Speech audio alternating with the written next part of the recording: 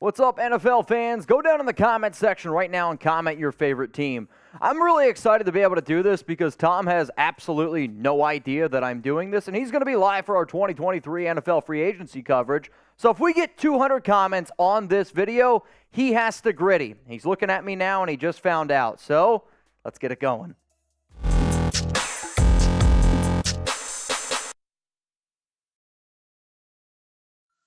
What's going on? You're watching NFL Daily. Mitchell Renz here from Chat Sports, and coming up, I got some NFL free agency predictions. I know this is never an easy thing to do, but I love making these shows because at the end of the day, I like when things mix it up a little bit. So which players are we going to be looking at today? I figured let's go with a big name on the defensive side of the football, Bobby Wagner. I'm a big fantasy football dude at heart, so let's go running back, Miles Sanders, and then the name that is creating a lot of headlines, Lamar Jackson. So by the end of today's show, I'm going to tell you where all three of these players are going to end up signing. Now, again, if you haven't already, go comment your favorite team because that absolutely needs to happen. So the way that this is going to go is we're going to roll through here. We're going to go through the latest on each player. I'm going to give you some potential destinations, and then I'll tell you where they end up signing. First off, we start here with linebacker Bobby Wagner, who was released by the Rams this offseason. He signed a 5-year, $50 million contract last offseason, and honestly, when he signed that deal, I thought he was going to be a Ram for quite a long time because that team seemed to be in Super Bowl win-now mode, and after one season, that's quickly wrapping it up. Also, a pretty insane stat around Wagner is that he has had at least 104 tackles every year of his career, which goes all the way back to 2012. The other thing that I was really impressed by Wagner last season were the 6 sacks. You could argue that was because of the amount of injuries that the Rams had, but at the end of the day, you know that you're going to get a great player in the locker room, a great player on the field, and if you're in a division that, let's just say, a certain team likes to run the football a lot, I do think Wagner would be a really, really good fit for you. So what are some potential destinations? I do have the Dallas Cowboys, and if that were to happen, Tom would probably gritty anyway. The Minnesota Vikings, looking for a potential Eric Kendricks replacement. Could he just go back to Seattle? The New England Patriots seem like a good fit. And then another name that I'm going to throw out there is the Philadelphia Eagles because of them potentially losing TJ Edwards, them potentially losing Kaiser White this offseason. So go down and predict it right now. Look into your crystal balls and let me know, where will Bobby Wagner play this upcoming season? I'm going to let you know right after this ad break. To me, Bobby Wagner, I know it's kind of boring, but it just seems like it's right.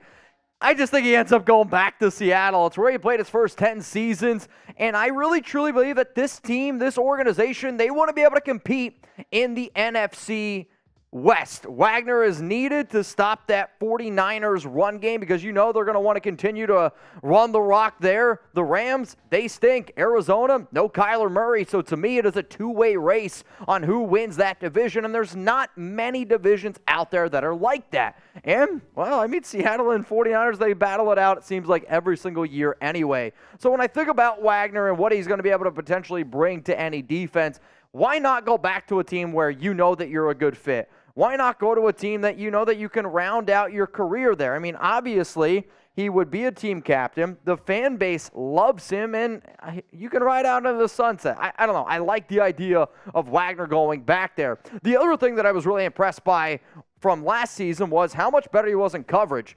Yeah, 69% completion percentage. Some of y'all might say that's nice, and it is pretty good, realistically, for a linebacker. 359 yards, 2 touchdowns, 2 INTs, 5 pass breakups last season for the Rams. Before I tell you where Miles Sanders and Lamar Jackson are going to end up playing football this upcoming season, another friendly reminder to hit that subscribe button because when free agency gets going, we're going to be doing a lot of live shows, a lot of different videos, and tons of action. I know when you think about the calendar year, 365 days, I would say free agency is just about as busy as we get here at Chat Sports. So subscribe, join our shows, turn on those notifications so that way you don't miss anything. I know a lot of my buddies that are back in Philly have Miles Sanders on some fantasy teams, and they're probably anxiously waiting to hear where I think that he's going to end up going. The fact that Josh Jacobs and Saquon Barkley were both franchise tagged, to me, that makes Sanders the top running back in free agency. He's coming off a career year. He has 4,650 total yards in 4 combined seasons. I also am a Penn State guy from Central Pennsylvania. So I watched Sanders a lot, and he had big shoes to fill at PSU, where you're filling in for Saquon Barkley. He was a second-round pick, and he's coming off a year that had 11 touchdowns, and I told everyone, man, if you watched the show before, this was probably one of the top running back sleepers out there, because the year before that, he only had, 0 touchdowns. Not great. But he's somebody who can catch the football, he can run between the tackles, and if you're looking to give him that close to 280 touches a season, I still think that he can get it done. Yeah, he's going to have an injury here or two, but it's the running back position. So what are some potential destinations for Sanders in free agency? The Miami Dolphins, they're going to be a team to look at. I do think the Carolina Panthers looking for some sort of replacement for Christian McCaffrey. The Bills just always seem to be interested in a running back, since it does always seem like they're a running back away. The Chicago Bears have plenty of money to spend, and realistically, I could probably put them as a potential destination for literally everyone with the amount of money they got.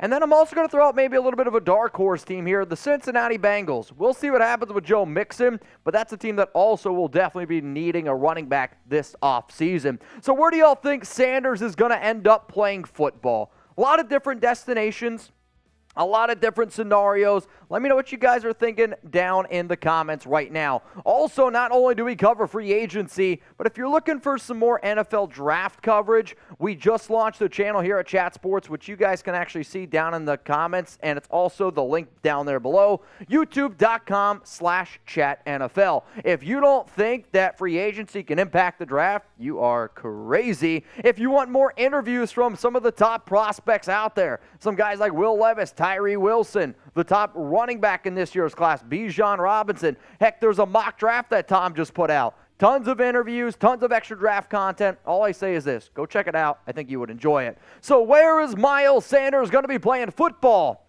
I'm going to go with the Miami Dolphins. Why? They need a reliable running back. Yeah, they got some names to consider, and I think that's one of the reasons why Mike McDaniel makes this run.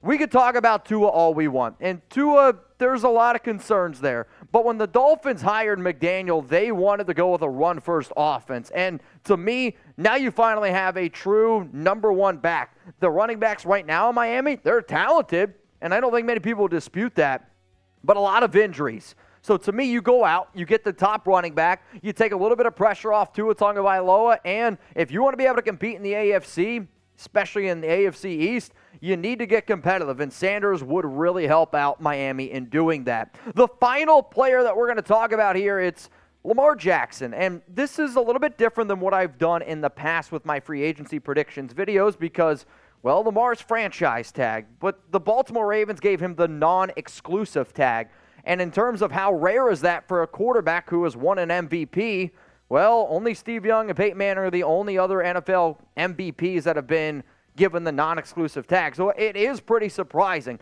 Other teams can negotiate with Jackson. Other teams can offer him a bigger offer. If they do offer him something a little bit larger, then the Baltimore Ravens have 5 days to say, wait a minute, no, we were just kidding, Lamar. We'll give you something a little bit more. However, if that team does end up giving Lamar the biggest deal, then the Baltimore Ravens get 2 first-round picks, first round this year and a first-round pick next year. So why wouldn't teams want Lamar Jackson? I can't figure it out. I do know there's a lot of speculation out there like, hey, maybe the NFL got together and they are trying to get some of these quarterback deals down a little bit. I will still sit up here and say that the Atlanta Falcons, to me, make the most sense, even though they literally retweeted the tweet that said, we're not going to do it. The Detroit Lions are on this list because, according to Vegas, they are actually the odds-on favorite to bring Lamar in. The New England Patriots are a team to keep in mind. He could just end up going back to Baltimore. And then the Raiders are another team I do think to at least think about bringing in Jackson. So here we go. Final player on today's video.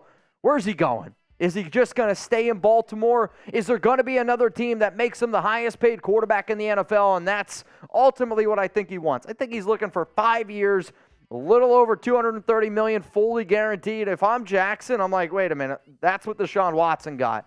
Why am I not worth it? If I was also an NFL team, I would look at how much it cost to trade it for Watson, how much it cost to trade for Russell Wilson. And you're telling me I can get this guy for only 2 first-round picks? A lot of weird stuff going on here with Jackson, and I wish I had a more creative answer for you. But I just think at the end of the day, Jackson ends up going back to Baltimore. because the market's weird right now. And this could change a little bit with free agency. If certain quarterbacks go in certain places, maybe certain teams then hit the panic button and they're like, well, shit, we need a QB.